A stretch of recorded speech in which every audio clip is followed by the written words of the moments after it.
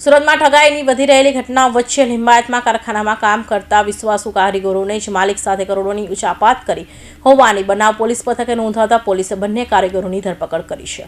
Limbayat police પાસેથી મળતી માહિતી મુજબ લિંબાયત ખાતે આવેલા યશ વિવિંગ કારખાનામાં કામ કરતા વર્ષો જૂના બે એકાઉન્ટર જેમાં અડાજણ એલપી સવાણી સ્કૂલ પાછળ આવેલા શાંતિનગર સોસાયટીમાં રહેતા નિમેશ પ્રવીણચંદ મૈસુરિયા રહેતા સુરત જિલ્લાના પલસાણા કડોદરા રોડ પર આવેલા ઝુલવાની આરાધના ગ્રીનલેન્ડમાં રહેતા અકુલ રાકેશ ચોરસિયાને કરોડોની ઉચાપાત કરી હતી।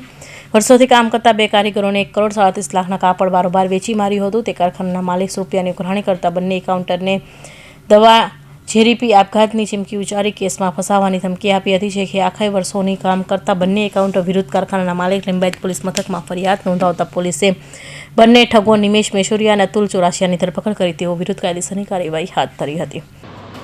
લિંબાયત પોલીસ સ્ટેશનની અંદર એક અરજી તપાસ ચાલતી હતી। આ અરજી તપાસના અંતે લિંબાયત પોલીસ સ્ટેશનમાં છેતરપિંડી વિશ્વાસઘાતનો એક ગુનો દાખલ કરવામાં આવ્યો છે। ગુનાની વિગત એવી છે કે જે ફરિયાદી છે વિઠ્ઠલભાઈ ગણેશભાઈ ધામલિયા, જે યશ વિવિંગ, સૂર્ય કિરણ વેવ્સ અને આરવી ફેબ્રિકેશન નામની 3 પેઢીઓનું એ મેનેજમેન્ટનું કામ કરે છે। આ ત્રણેય કંપનીઓની અંદર નિમેશ કુમાર પ્રવીણચંદ્ર મૈસુરિયા અને અતુલ રાકેશભાઈ ચોરસિયા બંને એકાઉન્ટન્ટ તરીકે નોકરી કરતા હતા।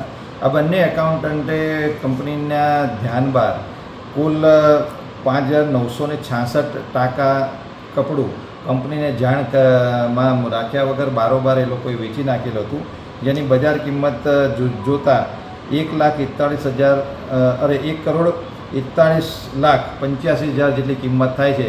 આમ આ લોકોએ 1,41,85,000 રૂપિયા કંપનીને જાણમાં રાખ્યા વગર બારોબાર એ લોકોએ વેચી કાઢેલા હતા। આ જ્યારે ફરિયાદી છે એમણે ઓડિટિંગ કરતાં એ લોકોના ધ્યાનમાં આવેલું હતું કે આ બંને એકાઉન્ટન્ટે કંપનીની જાણ બહાર વેચેલું છે। તો એમને પૂછપરછ કરતા તો એ પોતાનો ગુનો કબૂલ્યો અને એમને 4,10,000 રૂપિયા પરત આપેલા હતા અને લખાણ આપેલું હતું કે બાકીના પૈસા અમે એમને પરત કરવામાં આવશે, પરંતુ અવારનવાર માંગણી કરવા છતાં તેઓએ પૈસા પરત નહીં કરતા ફરિયાદીની ફરિયાદને આધારે બંને આરોપીને વિરુદ્ધમાં ગુનો દાખલ કરી કાયદેસરની કાર્યવાહી કરવામાં આવી।